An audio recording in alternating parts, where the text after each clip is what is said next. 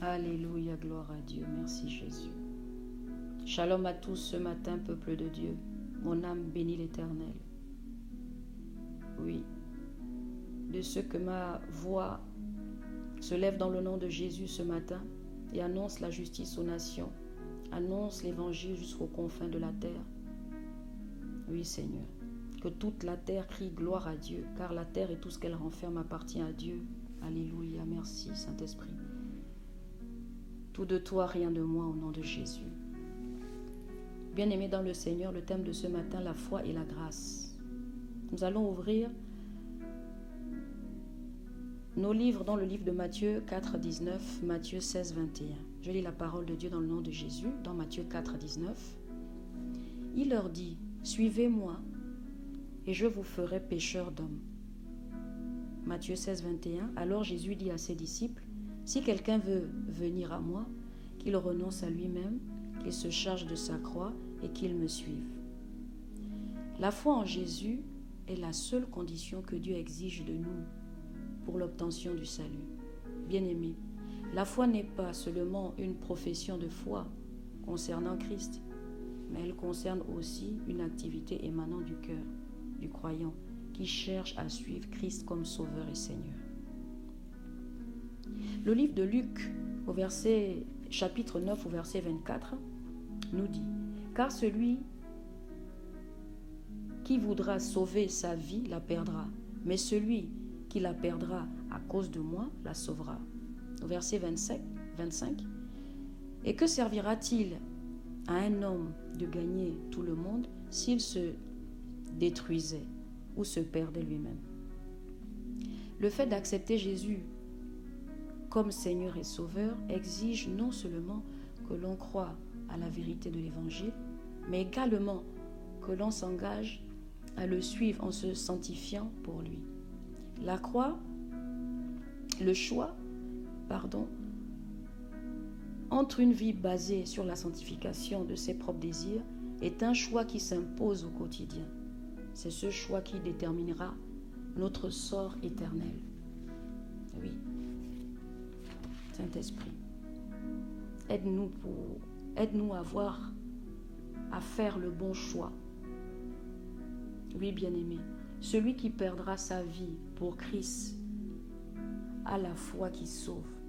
Mais si l'on fait de l'acquisition du bonheur et du plaisir au lieu de la recherche de la volonté de Dieu et de la mise en pratique de ses principes, le but de notre vie, alors nous finirons dans la déception et la ruine. Celui qui renonce à ses propres voies et qui vit en communion avec Jésus, en fondant sa vie sur les enseignements de sa parole, jouira d'une vie et d'une joie véritable ici-bas et dans la vie future. Voici quelle attitude à rechercher. Avoir la foi signifie que nous devons croire fermement au Christ crucifié et ressuscité, comme Seigneur et Sauveur personnel, et avoir confiance en lui. Romains 1, 17.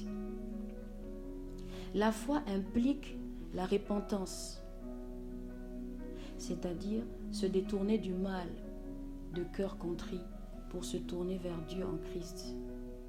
Oui, la foi repentante, Acte 17, 30, Acte 2, 31 à 38.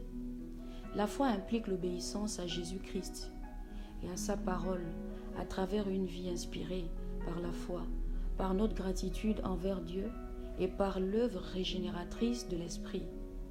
Cette obéissance qui provient de la foi. La foi et l'obéissance sont l'une et l'autre inséparables, c'est-à-dire liées. Romains 16, 26.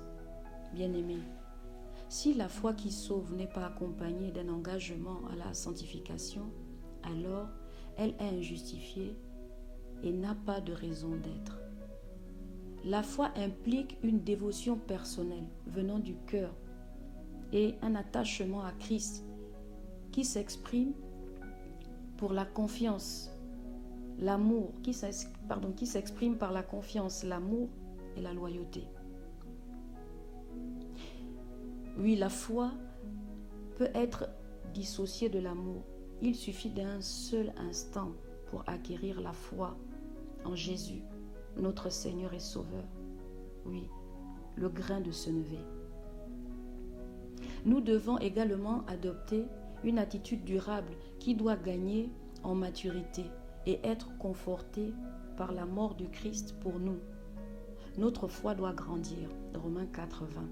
Bien-aimés, la confiance et l'obéissance se transforment alors en loyauté et dévotion, qui nous attache à Christ et nous préserve de la colère de Dieu. Romains 8, 1. Merci Jésus. La grâce à cette nouvelle relation, nous mourrons au péché. Romains 6, 1.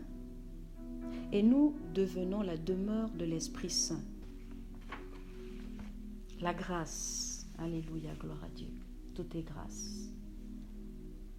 Oui Seigneur, la grâce que tu me fais ce matin, de partager ta parole, de me remplir de l'Esprit Saint, de recevoir le baptême dans l'Esprit. Oui Seigneur, la grâce. Nous allons ouvrir nos livres dans 2 Corinthiens 12, au verset 9. Je lis la parole de Dieu dans le nom de Jésus. Il m'a dit, ma grâce te suffit, car ma puissance s'accomplit dans la faiblesse. Je me glorifierai donc bien plus volontiers de mes faiblesses, afin que la puissance de Christ repose sur moi. La grâce se caractérise par la présence de Dieu, sa faveur et sa puissance agissante. C'est une force, une puissance céleste donnée à ceux qui invoquent Dieu. Cette grâce repose sur les croyants fidèles qui acceptent leurs faiblesses et les difficultés pour la cause de l'Évangile. Le Seigneur nous dit dans Philippiens 4,13 « Je puis tout par celui qui me fortifie ». La puissance et la grâce de Christ reposent sur les croyants. Elles les rendent capables de faire tout ce qu'il leur demande. Nous allons ouvrir nos livres dans Romains 5, 21. Il est écrit « Afin que comme le péché a régné par la mort, ainsi la grâce régna par la justice pour la vie éternelle par Jésus-Christ notre Seigneur. » Que Dieu bénisse sa parole. Notre salut vient comme un don de la grâce de Dieu. Mais l'homme ne peut se l'approprier que par la foi. Pour comprendre le processus du salut, nous devons comprendre ces deux termes.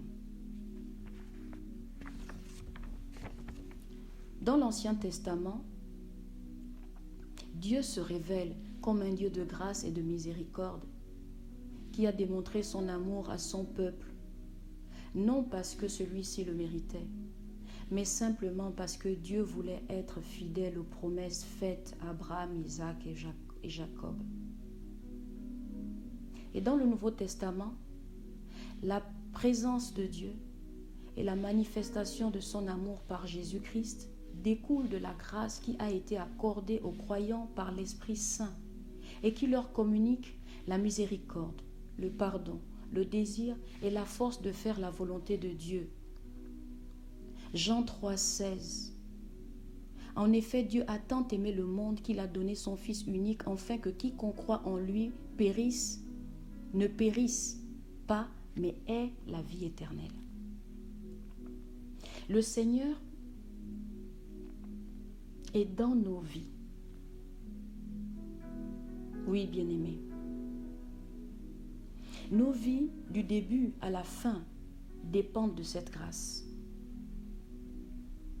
Dieu fait don de sa grâce aux croyants, de sorte qu'ils sont ensuite en mesure de croire au Seigneur Jésus-Christ. Dieu fait don aux incroyants. C'est une faveur. Nous pouvons le voir dans 1 Corinthiens 1, 4, Éphésiens 2, 8, 9. L'obéissance est un don de la grâce de Dieu pour être libéré au péché et agir selon le bon plaisir de Dieu, pour prier, s'épanouir en Christ, pour témoigner de Christ. La grâce de Dieu doit être ardemment recherchée, désirée.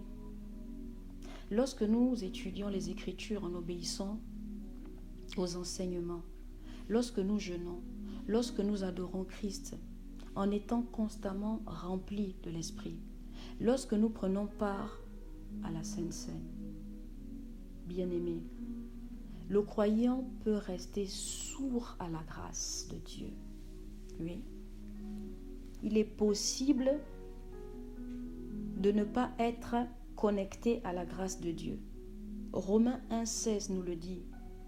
Car je n'ai point honte de l'évangile. C'est une puissance de Dieu pour le salut de quiconque croit, premièrement aux Juifs, puis du grec. Avoir honte de Jésus, c'est ressentir de la honte et de l'embarras lorsqu'en présence du monde, nous nous identifions aux voies, aux valeurs et aux buts que Jésus a enseignés. C'est avoir honte de sa parole, honte de proclamer sa pleine inspiration divine, honte de vivre en se conformant à elle et honte de la défendre. Christ rejettera et condamnera ceux qui se comportent ainsi. Matthieu 10, 33. Oui, Seigneur. Saint-Esprit, par Christ, nous avons la bonne part. Alléluia, gloire à Dieu. Amen, Seigneur. Soyez tous bénis. Merci, Seigneur, pour ce message.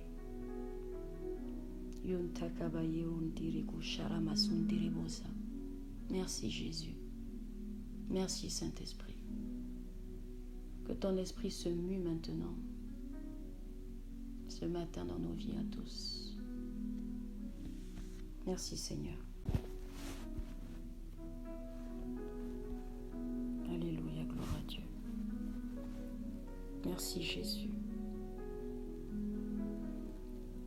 Shalom.